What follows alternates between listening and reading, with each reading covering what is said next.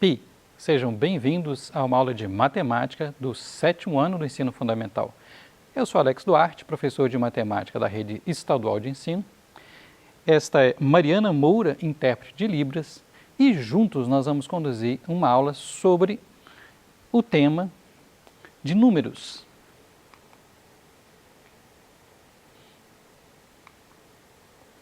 Que habilidade nós pretendemos desenvolver? Reconhecer a necessidade da ampliação do conjunto dos números naturais por meio de situações contextualizadas ou resolução de problemas.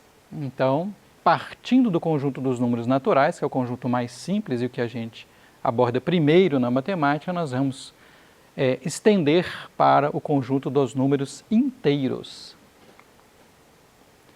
Então, vamos ver uma situação para a gente entender essa necessidade ou essa conveniência. No dia 1º de fevereiro de 2022, Joana abriu uma conta no Banco X, na qual ela tem um crédito de até R$1.000. No ato de abertura da conta, ela fez um depósito de R$100. Ao longo do mês de fevereiro, foram feitas as movimentações a seguir. Dia 4, gastou R$20. Dia 6, depositou R$180. Dia 10 de fevereiro, gastou R$350. Dia 22, recebeu um Pix de R$400.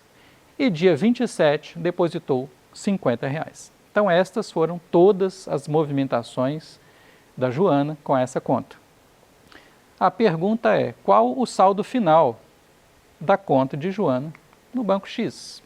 Bom, então vamos resolver passo a passo. Dia 1º, ela depositou R$100, correto? Então, a conta começou com R$100. Tá? Aqui eu vou usar, inclusive, um código de cores, tá? Então, aqui, ó, geralmente no extrato vem assim, ó, mais R$100. Dia 4, ela gastou R$20. Se ela gastou, né, aqui já é um débito. R$100 é um crédito e 20 é um débito. Então, para isso, nós vamos simbolizar com sinal de menos, negativo. Então, positivo é crédito, é o que entra na conta da Joana. Negativo é débito, é o que sai da conta da Joana. Dia 6, ela depositou R$180, então nós temos aqui mais 180. Dia 10, ela gastou R$350. Você fala, pô, Alex, mas ela está gastando mais do que tem? Pois é, mas lembra que se a conta dela ficar a descoberto, o enunciado falou que ela tem crédito de até R$1.000. Né? Não é ideal fazer isso, mas é possível. Dia 22, aí sim, ela recebeu um Pix de R$400. E dia 27, ela depositou R$50. Então, esse aqui também é positivo. Então, o que nós estamos fazendo aqui? Estamos usando um sinal, o número é positivo se ele é um débito, se ele é um crédito, e ele é negativo se ele é um débito em conta. Para saber o saldo final de Joana, basta efetuar agora essa operação. Então, por exemplo, 100 menos 20 dá R$80, 80 mais 180 dá R$260, só que aí repara, né, que ela gastou R$350, né? Então, ela gastou R$350, se a gente fizer isso aqui, ó, né? Em módulo, né, não considerando o sinal, nós temos a diferença de 90, só que na verdade o saldo dela está negativo em R$90. Em seguida foram, né, o Pix e o depósito são de R$450, então nós temos o 450 e o 90 aqui que tinha ficado negativo, o que deu R$360. Então o saldo final de Joana é positivo em R$360. Bom, então aqui fica a dica, né, uma ideia. Para trabalhar, né, no conjunto dos números inteiros com números positivos e negativos, pensar em saldo bancário é sempre uma boa ideia. A gente pensa nos positivos como sendo créditos e nos negativos como sendo débitos. Por exemplo, né, se eu tenho R$8 e gastei 5, 8 menos 5 dá 3. Se eu tenho R$8 e gastei 10, bom, eu gastei mais do que eu tinha, então eu fiquei devendo R$2. E isso eu posso enxergar como número negativo menos 2. E 0 é neutro, não é positivo nem negativo. Tá? 0, eu estou com saldo 0 na conta. Muito bem, então, fazendo essa analogia, né, com conta bancária, a gente consegue ter uma ideia mais intuitiva e aí a gente tende a diminuir a chance de errar ao trabalhar com números positivos e negativos. Então vamos pensar aqui como eram e como ficaram os conjuntos que nós conhecemos. No conjunto dos números naturais, nós tínhamos esse aqui, ó. Nós tínhamos o 0, o 1, o 2, o 3. Basicamente, os números naturais são usados eficientemente para fazer o quê? Para contar. Com essa história, por exemplo, do saldo bancário e de outras situações, temperatura negativa, então para mexer com escalas, por exemplo, temos a necessidade de incluir aqui os números negativos. Então, é claro que isso aqui vai até infinito. Para trás agora nós temos aqui ó, o menos 1, o menos 2, o menos 3 e aqui para cá também. Né? Aqui nós estamos indo na direção do infinito positivo, né? E aqui à esquerda nós estamos indo na direção do infinito negativo. Então vamos anotar aquilo que eu falei, nesse aqui serve para quê? Serve para você fazer escalas, por exemplo. Ok? Serve para você mexer com saldo, por exemplo. Então, quando eu estou falando em saldo aqui no contexto, não estou pensando em dinheiro, em conta bancária mesmo. Né? Então, essa história da possibilidade de você ficar devendo ou de você ter um número numa escala, né, que está para baixo da referência, né? Pensa numa escala de temperatura. Uma escala de temperatura aqui em graus Celsius. O que são 100 graus Celsius? Temperatura na qual a água ferve. Né? E o que é 0 graus Celsius? Temperatura na qual o gelo vira água ou vice-versa. Mas nós podemos ter algo aqui para baixo do zero. Então aqui, por exemplo, menos 20, é um país frio, uma temperatura negativa no inverno. Então nós temos também nas escalas, né, a possibilidade de números negativos. Bom, e uma observação aqui curiosa, né? Por que foi escolhida a letra N? N de natural. Não necessariamente em português, mas em várias línguas, natural começa com N. Repara que a matemática usa essa fonte, né, especial, que é conhecida como fonte de quadro negro. Né? E o Z de quê? O Z significa inteiro. Eu demorei muito tempo, na verdade, para descobrir, mas por que Z? Eu só descobri no curso de matemática mesmo. Por quê? Quem estudou muito essa parte da matemática foram os alemães. E acontece que inteiro em alemão começa com Z, pronunciado Zahl. Portanto, eles deram o nome ao conjunto. Por isso é que se chama Z. E a observação 2, que provavelmente alguns de vocês já viram, né? O que acontece se em qualquer conjunto numérico a gente coloca um asterisco? O asterisco significa a exclusão do zero. Então, os naturais sem o zero, né, nós vamos excluir o zero aqui, como que vai ficar? Vai ficar assim, né? 1, 2, 3, 4, 5, 6, até o infinito. Perfeito? E o conjunto dos inteiros sem o zero, então vamos lá, vem lá do menos infinito, menos 3, menos 2, menos 1, pulo zero, por causa do asterisco, 1, 2, 3, etc. Você pode fazer isso com qualquer conjunto, tá? Então, se você criar o conjunto A de Alex, como por exemplo 0, 1, 2 e 7, o que seria o conjunto A? Asterisco seria o conjunto 1, 2 e 7. Então, o asterisco ele tira o zero de qualquer conjunto numérico. Situação 2. Diogo, professor de educação física, precisa comprar medalhas para a premiação dos times de vôlei e futebol, titulares e reservas de uma escola estadual. Isso aqui é homenagem ao nosso colega aqui, professor Diogo, que também está aqui no projeto do Profip. Um abraço ao colega. Ele vai distribuir medalhas simbólicas de ouro, prata e bronze. No total, quantas medalhas o professor Diogo terá que comprar? Bom, então vamos ver. Né? Vamos ver o raciocínio, vamos montar o raciocínio. Né? Como cada jogador ganha uma medalha, né? Então para o vôlei eu preciso do número de jogadores titulares mais os reservas. Mas o time de vôlei tem 5 titulares e 5 reservas, vezes o número de tipos de medalhas. Então, ouro, prata e bronze, são 3 tipos de medalhas, né? São 3 equipes que vão ganhar. Então, 5 mais 5 vezes 3. E para o futebol a mesma coisa, só que para o futebol muda aqui, né? O número de jogadores titulares e reservas, nós temos 11 cada um. Não muda as medalhas, né? Vezes 3. E como resolvemos isso agora que nós montamos? Vamos lá, primeiro os parênteses, tá? Então, 5 mais 5, 10 vezes 3.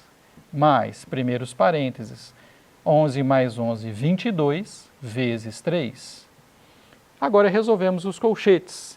10 vezes 3 dá 30, mais 22 vezes 3 dá 66. Quer dizer que o professor Diogo vai precisar comprar, no total, 96 medalhas.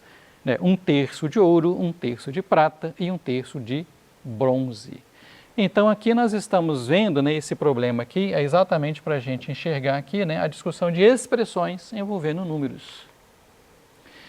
Muito bem, né, como o meu sobrenome tem a palavra arte, né, aqui temos uma arte que é exatamente um gráfico que está relacionado a ações da Bolsa de Valores. E aqui a intenção é mostrar para vocês outra aplicação de sinal. Então, neste gráfico, quando nós temos aqui, por exemplo, uma barra verdinha, quer dizer que o valor da ação está aumentando. Por exemplo, digamos que o valor dessa ação foi de 80 para 100. E quando nós temos uma barra vermelha, significa que naquele momento o valor da ação está diminuindo. Por exemplo, essa ação aqui valia 200 e foi para 150. Então, repare a variação. De 8 para 100, a ação aumentou 20. De 20 para 150, o valor da ação diminuiu 50. Então, valores positivos e negativos também são ótimos para indicar o quê? Variação. Um valor positivo significa que aumentou, um valor negativo significa que diminuiu. Ok? Então, vamos anotar, né? Outra coisa que acontece nos inteiros com sinais de mais e de menos é a indicação de variação. Então, não necessariamente você pode estar falando de uma grandeza através dos sinais, você pode estar falando sobre variação dessa grandeza. Agora, nas expressões, né, vamos recordar em qual ordem que a gente faz.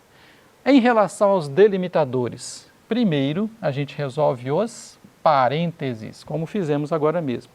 Em seguida, os colchetes. E por último, nós resolvemos as chaves. Tá? Então, os delimitadores têm a preferência. Então, numa situação, por exemplo, assim, né? 1 mais 2 vezes 3. Né? Qual que é a ordem das operações? Vamos recordar aqui também. Ó. Primeiro vem potenciação e raiz quadrada. Depois, multiplicação e divisão tem a mesma prioridade. Alex, mas se tem a mesma, em qual ordem que eu vou fazer? Na ordem que aparecem, ou seja, da esquerda para a direita. E adição e subtração também na ordem que aparece. Então, aqui ó, a multiplicação teria prioridade. Isso aqui quereria dizer 1 mais 6, que vai dar 7, primeiro produto. Se eu quiser, por algum motivo, né, no contexto da situação, fazer a adição primeiro, aí eu vou forçar, colocando parênteses. Agora, eu sou obrigado a fazer 1 mais 2 primeiro, 3, e depois o produto, 3 vezes 3, 9. Então, nós temos uma ordem natural das operações e nós temos os delimitadores que quebram essa ordem natural para uma outra ordem de acordo com o contexto. Isso vale para tudo, tá, gente? Isso vale para o papel, vale para a calculadora, vale para uma programação no computador, né? A máquina vai entender, ou o ser humano vai entender aquilo que está escrito. Se você não colocou parênteses, colchetes, chaves, vai seguir a ordem natural das operações. Então, vamos ver essas operações aqui, ó. Vamos lá. Então, resolvendo dentro dos parênteses, menos 3 mais 9 vai ficar 6. Menos 1 menos 7 vai ficar menos 8, que está ao quadrado. Isso aqui dá 6 menos 8 menos 2 ao quadrado. Ficou na dúvida? Faz o seguinte, o que é um valor ou expressão ao quadrado? É o valor vezes ele mesmo, a expressão vezes ela mesma. E agora a gente faz primeiro o sinal, menos vezes menos dá mais, 2 vezes 2 dá 4. Tá? Então aqui, resolvemos o parêntese primeiro, tá? Aí resolvemos dentro dos parênteses, no final elevamos ao quadrado. Vamos fazer uma observação. E se não tivesse parênteses, Alex, o que isso aqui ia querer dizer? Ó? Menos 3 mais 9 menos 1 menos 7 ao quadrado. Ora, pelo que nós vimos, a potenciação tem preferência. Então, se não tivesse parênteses, a gente ia fazer essa potência primeiro. Ia ficar assim, ó. Menos 3 mais 9 menos 1 menos 49. E prosseguiríamos com a conta. Do jeito que está aqui, nós tivemos que fazer tudo primeiro e no final elevar ao quadrado. Aqui vamos ver, vai ficar menos 2 vezes colchete, tirando os parênteses, menos 3, menos com menos, mais 2. Então ficou menos 2 vezes menos 3 mais 2, menos 1. O que fizemos agora? Primeiro sinal, menos vezes menos dá mais, 2 vezes 1 dá 2. Gente, observação, aqui, quando sumiram os parênteses e ficou só o colchete, há duas opções, né? Tem gente que mantém a notação original, se era colchete, deixa colchete, e tem gente que fala assim, ó, aqui só tem um nível, então eu poderia trocar também para parênteses, ok? As duas são boas. Aí você vai fazer aquela que você se sentir mais confortável. Vamos lá, né? Aqui nós temos a raiz de 36, né? Então vai ficar assim, ó, raiz de 36 dá, primeira raiz, tá? 6 dividido por mais 2, nós podemos escrever como 2. O menos 5 ao quadrado, cuidado, tá? Observação, ó. Menos 5, tudo ao quadrado, é menos 5 vezes menos 5. Então vai dar 25 vezes menos 4, ok? Ó, primeiro a divisão e o produto. 6 dividido por 2 dá 3. 25 vezes menos 4 dá menos 100. Então, isso aqui é 3 menos 100, que é menos 97. Muito bem. E por último, essa aqui, né? Vamos fazer então da seguinte forma, ó. Deixa a chave aqui, que é a última, mais, deixa o colchete, menos 6, menos 3 mais 5 dá 2. Fechou o colchete, vezes menos 1, tudo isso está ao quadrado. Então, resolvendo agora o colchete, né? Menos 6 menos 2 dá menos 8. Agora, cuidado, em vezes menos 1, tudo isso está ao quadrado. Olha, não vai fazer menos 1, menos 8 não, tá? Primeiro o produto. Menos 8 vezes menos 1 dá mais 8. Menos 1 mais 8 dá 7, que ao quadrado dá 49. Então é só seguir realmente as regras. Na calculadora, lembrando que na calculadora a gente não vai ter níveis de chaves, colchete e parênteses, tá? Na calculadora, as chaves e os colchetes, se existirem, são utilizados para outros fins. Então, na calculadora, na verdade, nós temos níveis de parênteses. Esse aqui fecha com esse, nós temos esse com esse e esse com esse. Perfeito? Muito bem. E lembrando que a potência na calculadora é o chapeuzinho e que a calculadora separa os milhares por vírgula e não por ponto. Então, o que está escrito aqui é que 2 elevado a 20 é 1.048.576. No computador nós temos o sinal de mais normal, o sinal de menos normal, o produto é asterisco, a divisão é a barra, a potência é um asterisco duplo e a raiz quadrada tem um nome especial. O que nós vimos hoje? Então, começamos com o conjunto mais simples, o conjunto N dos números naturais, passamos para a extensão aos inteiros, falamos sobre números positivos e negativos, expressões numéricas, a ordem dos delimitadores e das operações, o cálculo de expressões e falamos também um pouco sobre calculadora e programação, ok? Estas aqui são as nossas referências, eu aguardo vocês na próxima aula de matemática. Muito obrigado!